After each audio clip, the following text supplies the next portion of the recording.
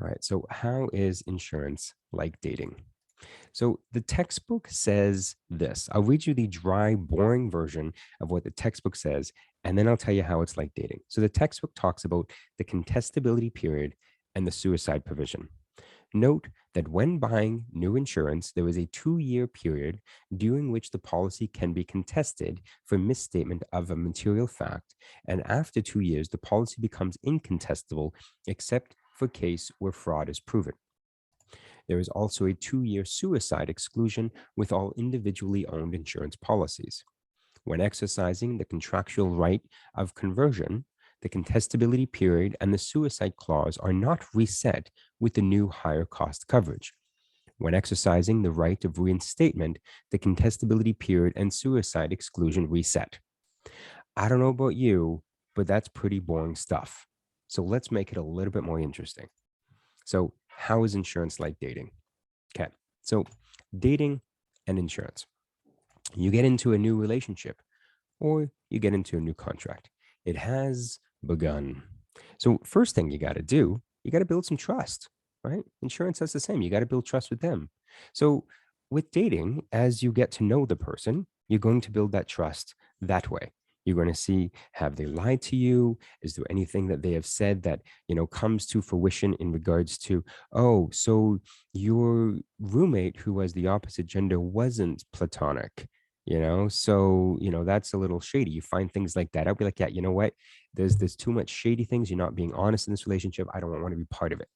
Insurance, they have a fancy word for it called the contestability period and the suicide exclusion.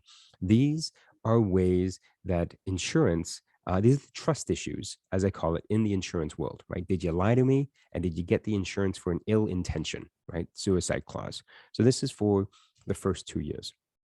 And I'm going to use a 1 month to 1 year ratio here, right? So in the first 24, no, what is it here?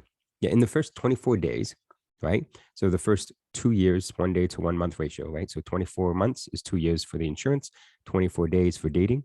So in the first 24 days, if you find out that they've been dishonest or they had ill intention of being in this relationship, yeah, there's no second chances. You're out. Bye bye. Right? You're not invested enough to say, oh, I can get over this. Right? Nobody's cute enough to realize if somebody's pulling that kind of stuff in the beginning of the relationship. But like, nope, this is not the foundation that we're going to build the relationship on. Okay. So the relationship is now in place. We're moving forward. Things are going good. Maybe you've even started semi or full time living together, right? But what if one day you just don't call, don't text, don't come home, right? You disappear for that one day. Well, that one day is a grace period. In insurance, it's 1 month. You disappear for 1 month, meaning you missed a payment, right? Your payment in your relationship is being there for them, right? Communication, right? You didn't text, you didn't call, you didn't come home, right? So if somebody asks them, right, hey, are you still in a relationship with Tyler and you've missed one night? They're going to say, yeah, I am, but I'm concerned. Where are they, right? So in insurance, during that grace period, if you've missed that payment, if you die, do you have coverage? Yes, you do. You're still in that contract, right? But they're going to hold back that 1 month's payment, right, before they pay out. Okay. But then you come back, right? So you come back and things are okay, right? Are there trust issues? Not so much, not for one day, right? You better have a good excuse. You need to pay that missed payment, right? In the relationship, you better make up for that one night. Where did you go? Oh, you were at your buddy's house, your phone died, fell on the water, got wrecked, you got drunk, you couldn't drive home, you couldn't text because you don't have my number memorized, whatever. Okay, one day, no problem. That's the grace period. But what about the reinstatement period, right? The reinstatement period is 24 months in addition to the grace period, right? So a total of 25 months. So using the month to day ratio, we're now dealing with 25 days. Imagine you're dating someone and for 25 days, no communication. They ghost you, right? No phone calls, no text. They don't come home. Well, yeah, that one day, sure, 1 day grace period. 2 days, not okay. Somebody asks, hey, you still in a relationship with Tyler? Tyler who? Never heard of him, right? You're no longer in this relationship. But contractually in insurance, you have 25 days to, quote, return home, right? To come back and reinstate the relationship, right? we're going to say that, for whatever reason, this partner really loves you. And within those 25 days, again, obviously it's a finite thing with insurance and not quite as finite with dating. You have those 25 days and you come back. Are there going to be trust issues? Do they want to know where you've been gone for those 25 days? Absolutely. Right. Will they believe everything you say? They might or they might not. You literally ghosted them for 25 days. We might be like, oh, my friends took me out to a bachelor party and we ended up getting on an airplane. We went to Las Vegas and I lost my phone. Well, now it's just like, did you? Did you? Is that what happened? Is that why you ghosted me for 20, up to, keep in mind, anything less than 25 days? At 26 days, she ain't taking you back, right? Not happening. Same with insurance, right? At 25 months, they're not taking you back. You got to go get a whole new contract. Okay. You got to start a new relationship. So, are there trust issues? Absolutely. So, what are the trust issues when it comes to insurance, right? Remember, we talked about these above. These are the contestability period and the suicide exclusion. So, do the suicide exclusion and contestability period reset when they take you back after being gone for up to 25 months? Yes, they do, right? You disappeared. Why did you disappear? There's going to be trust issues. So, we've moved past this. Things are going good. The relationship's going well. And you want to take the relationship to the next level. You don't want it to be a term relationship. You want it to be a whole life, a universal life. You want it to be a whole universe, right? You want to make it permanent. You want to be committed until the end. So you propose, right? You've converted to a permanent relationship. Are there trust issues with this? And again, I get it in real life. Sure, there might be. For this scenario, we're going to say there's not, right? As that one song goes, what is it? If you wanted it, you should have put a ring on it, something like that, right? So here you're saying, I want this, right? I'm putting a ring on it. I want to be with you forever, right? So for insurance purposes, when you're converting to whole life or universal life, are the trust issues there? The contestability and the suicide clause? They are not, right? Because you've committed to this relationship as a permanent instead of a term, right? So when you convert a policy, it is not reset. And that's the end of my how is it dating analogy and all the overlap. What did you guys think? Was that useful? A little too weird? Where are you guys at? Very good. Very clear. Yeah, you liked it? Yeah. Awesome.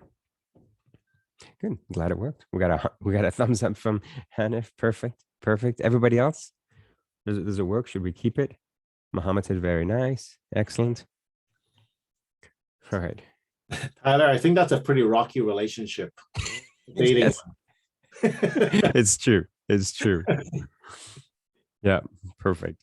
Well, either way, like I'm hoping that, when you are sitting there and you're looking at, does the contestability or the grace period, are they reset, right? Do they come into place again? Be like, well, was there a spot where trust might have been broken, right? Did you ghost the insurance company for up to 25 months? Yeah, there's going to be trust issues. Or have you, have you proposed to the insurance company and want to marry it, right? And then there would not be trust issues, right? So hopefully there's enough kind of goofiness stories in there that, that it comes to mind when you are writing an exam. So awesome. Kathy says, keep it. Perfect. Nicole says, very clear. Excellent. Good. All right. So changing gears a little bit. What do you guys, who should I pick on for this one? Let's go with Kathy. You want to give this one a try with me? Dan is the policyholder of a life insurance for his granddaughter, Mary. Mary's mother, Gwen, is the beneficiary, and her husband, Donald, is the contingent beneficiary. The face amount is $200,000, and the cash surrender value has grown to $100,000 by Mary's 15th birthday. The adjusted cost basis is $60,000. On his way over to Mary's house for her birthday party, Dan gets into a horrible accident and dies. How will the policy be dealt with? Yikes. I know. Poor Yeah, Dan. poor Dan. All right. You want to read the answers? The policy will have been deemed disposed immediately prior to his death. B, the policy will remain in force until Mary dies. C, the policy will pay out the death benefit to Mary. D, as Dan was not the life insured, there are no consequences of his death.